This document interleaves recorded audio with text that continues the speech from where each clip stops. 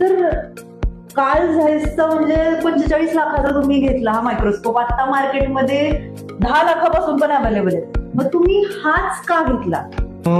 सर्वप्रथम सांगायचं म्हणजे की कार्ल झायस ही कंपनी क्वालिटी, विजिबिलिटी म्हणजे त्याची आतले किरणे, विजन एकदम छान दाखवत, क्रिस्प अँड क्लिअर आहे.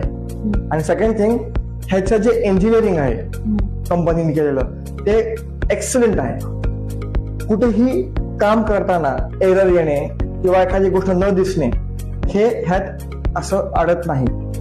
क्लॅरिटी ह्याची जी आहे compare to other microscope starting from 5 lakhs to 15-20 lakhs त्यामध्ये हे येत नाही एवढं. प्लस ह्याचं जे मॅग्निफिकेशन आहे, रुंदी आतली सखोल माहिती मिळते ही इतर मायक्रोस्कोप मध्ये तेवढी दिसत नाही, म्हणून मी हा घेतला. नक्कीच. एक्स्टारो 300 ह्याचा मॉडेल नंबर आहे आणि हा ऑप्थॅल्म डिव्हिजनचा डोळ्याचा हा मायक्रोस्कोप असतो. ओके सर, त्याची किती वर्ष झाले तरी तुम्हाला हे घेऊन? हे घेऊन मला झाले आतापर्यंत 6 ते 7 वर्ष.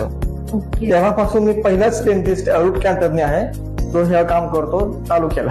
नक्कीच, कारण सगळ्यांना या असं एवढ्या जास्त आपण जेव्हा फायनान्शियली एवढं त्याच्यामध्ये आपण इन्व्हेस्ट करतो तर सगळेजण विचार करतात मुंबई पुणेमध्येच जायचंय, पण सरांनी बारामतीमध्ये राहून एवढा जास्त इंटरनॅशनल लेवलवरचं स्टँडर्ड आहे सरांच्या ट्रीटमेंटचं, त्यात काही वादच नाही अजिबात. मला हे विचारायचं सर आणखी एक म्हणजे की ह्याला वॉरंटी वगैरे काय असते? ह्याच्यामध्ये लाईट आहे, ती लाईटची वॉरंटी असते